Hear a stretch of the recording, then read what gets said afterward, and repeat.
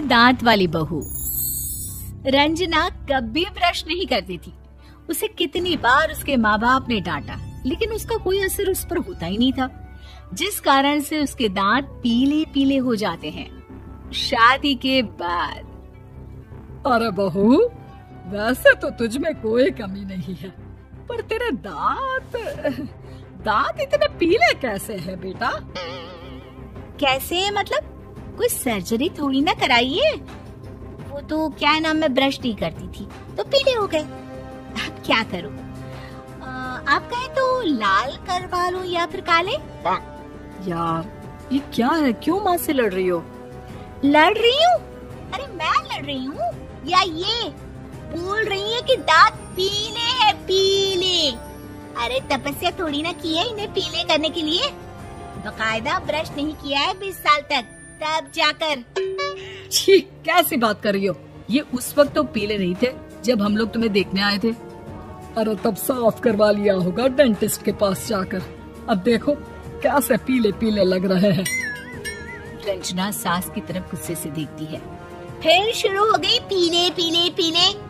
अरे पीले तो तब भी थे जब मेरे हाथ का रसगुल्ला उड़ा उड़ा कर खा रही थी और बोल रही थी, लड़की नहीं गुणों का खजाना दे रहे भाई साहब आप।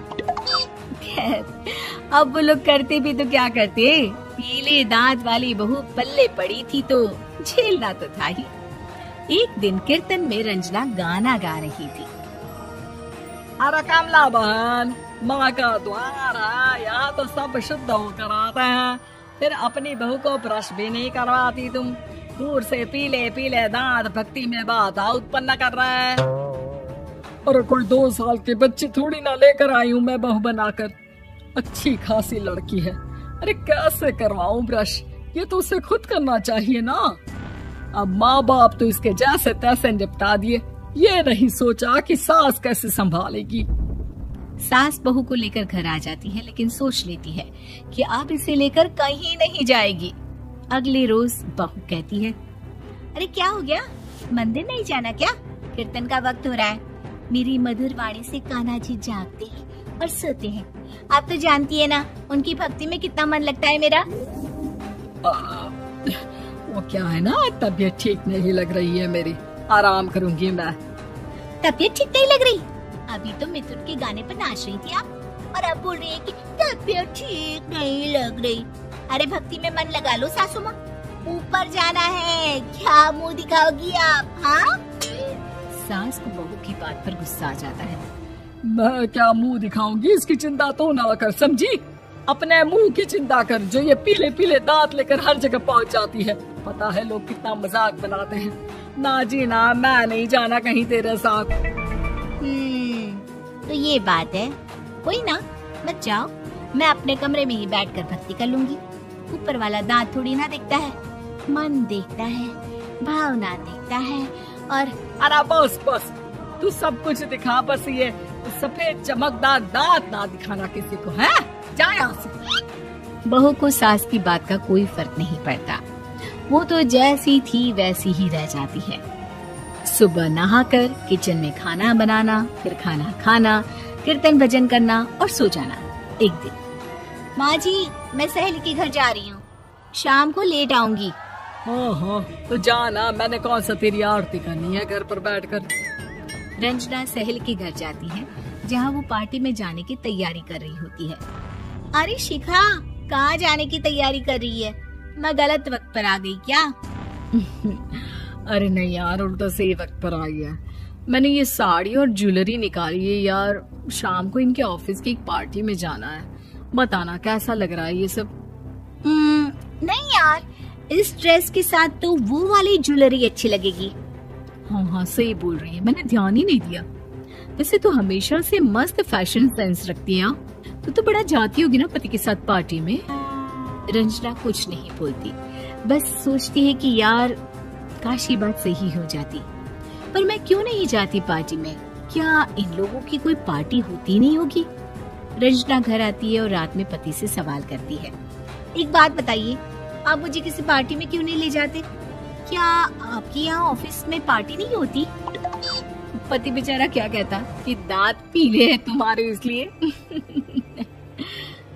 अरे कोई पार्टी होती नहीं हम लोगों के ऑफिस में, तो कहाँ से लेकर जाऊं? और मार्केट, मॉल, कहीं वीकेंड घूमना, कहीं तो। अरे यार, सारे हफ्ते में एक छुट्टी मिलती है, तो सोचता हूँ कि आराम ही करूँ। क्यों? रंजना मन मार के रह जाती है। पहले कभी सास के साथ मंदिर जाया करती थी, लेकिन वो भी सास ने ले जाना बंद कर दिया। घर बैठी बैठी रंजना बोर हो जाती है। तभी उसे आइडिया आता है और वो मायके जाने का सोचती है। सासू माँ, 2 दिनों के लिए मम्मी के घर जा रही हूँ। अच्छा अच्छा ठीक है, आराम से जा। और हाँ, माँ से कुछ अच्छी आदत सीख कर आना कि कैसे शरीर के हर भाग की तरह दांतों की सफाई भी जरूरी होती है, समझी? शुरू हो गई ना आप? वो लोग आपकी तरह नहीं है कि छोटी छोटी बात का बतंगड़ बना दे। उन लोगों के लिए मैं मायने रखती हूँ, ना कि मेरे पीले पीले दांत। रंजना माँ को बिना बताए उन लोगों को सरप्राइज देती है, लेकिन जैसे ही वो दरवाजे पर पहुँचती है, अंदर देखती है कि घर वाले कहीं जा रहे होते हैं। अब माँ, काश रंजना दीदी के दांतों वाली प्रॉब्लम नहीं होती, तो वो भी हम लोगों के साथ चलती ना बुआ जी की बेटी की शादी में। हाँ बेटा, लेकिन अब उसे कौन समझाए कि उसको उसके पीले दांत नहीं दिखते, लेकिन उसके आसपास के लोगों को कितना एम्बैरेसिंग फील कराते हैं। मुझे तो कितनी बार उसके स्कूल की टीचर ने शिकायत की कि उसके साथ कोई लड़की बैठना भी नहीं चाहती, और ना ही कॉलेज में कोई उससे बात करना चाहता था। लेकिन पता नहीं क्यों उसे ये बात समझ में ही नहीं आती। कोई कमी नहीं है उस लड़की में, बस यही कि दांत पीले हैं। वो तो भला हो जीजा जी और उनकी माँ का, जो दीदी को जैसी है वैसे ही रखा हुआ है। रंजना को अपने घर वालों की बात सुनकर बहुत दुख होता है। वो सोचती है कि वो क्या करे, लेकिन फिर वो सीधा डेंटिस्ट के पास जाती है, अपने दांत चमकाती है और कसम खाती है कि वो रोज ब्रश करेगी। अरे क्या हो गया? तुम तो 2 दिनों के लिए गई थी ना, पर कोई ना, अच्छा है, चलो आ गई तो। रंजना सास के सामने आकर खड़ी हो जाती है और पूरी स्माइल करती है, उसके चमकदार दांतों को दिखाती हुई। चले मंदिर। माँ, मुझे माफ कर दीजिए, मैंने आप लोगों को बहुत एम्बैरेसिंग फील करवाया। मैं आज से रोज ब्रश करूंगी।